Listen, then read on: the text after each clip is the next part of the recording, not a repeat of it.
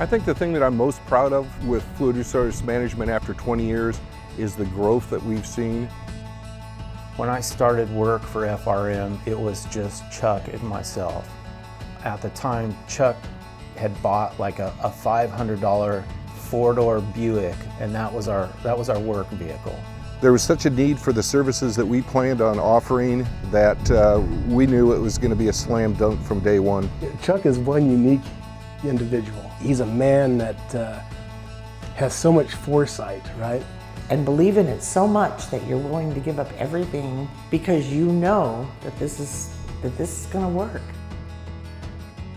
There was no like set divisions. You did everything. So it included digging ditches.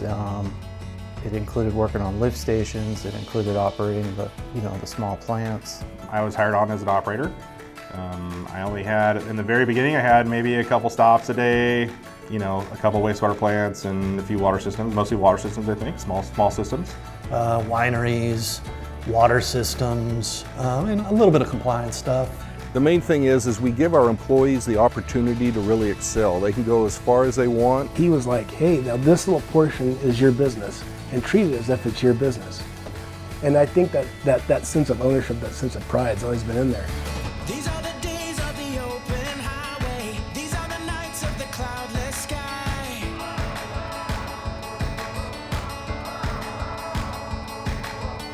These are the times that we've always longed for, in our hearts and in our minds.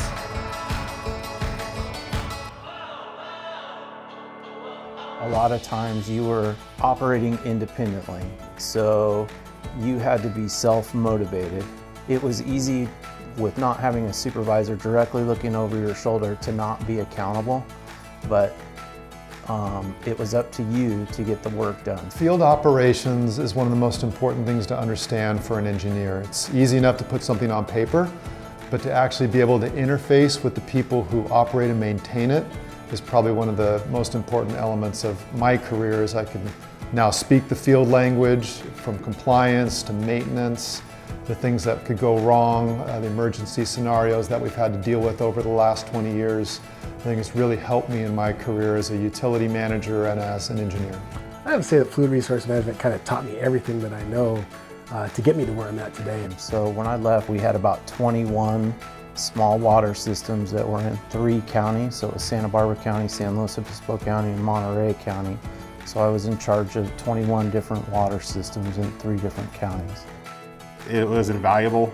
I was able to get licensed, get great experience at all kinds of different small systems, medium systems. I was the environmental inspector for the city for 4 years, and I couldn't have done that job without the varied wastewater and some collections backgrounds that you get at FRM as well. If you spend some time at FRM, you come out there a lot smarter when you walked in.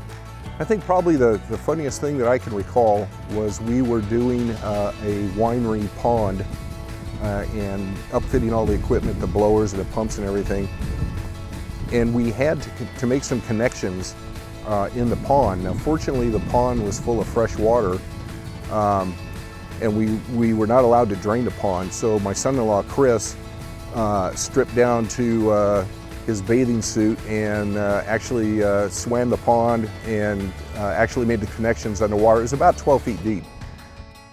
I used to ask Chuck when some of his family members began to come to work for us, and they were just useful immediately. They knew the business and they could jump right in to what we were doing. I said, well, how did you train some of your kids to do what they do, expecting some school or other things? And of course, he explained that from their youngest age, he didn't give them Tinker toys and model cars. He would give them PVC pipe for Christmas and glue, and they would go to it.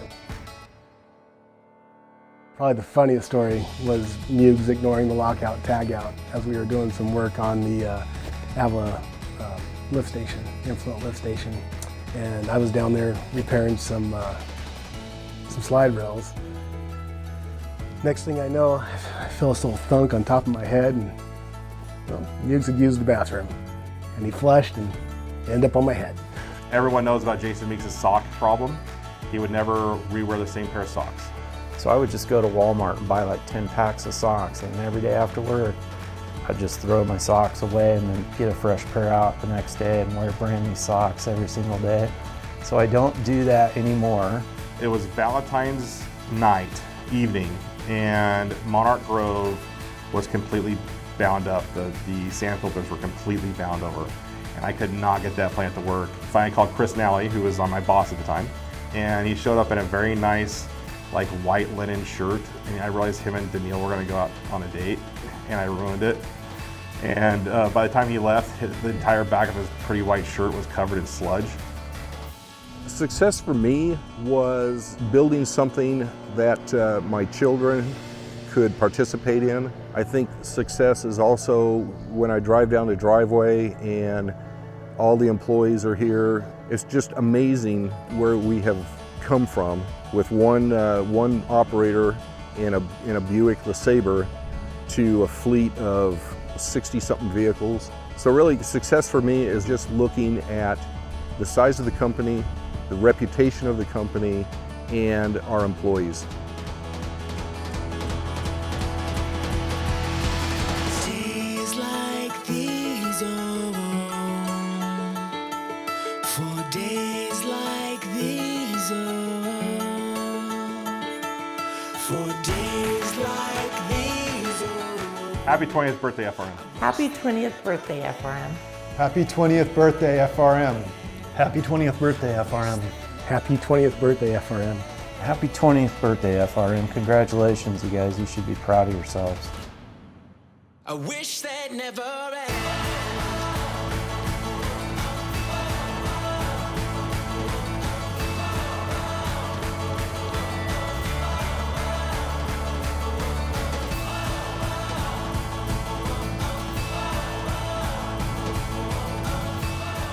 I want to wish Fluid Resource Management a happy 20th anniversary. We really look forward to 30, 40, 50 years.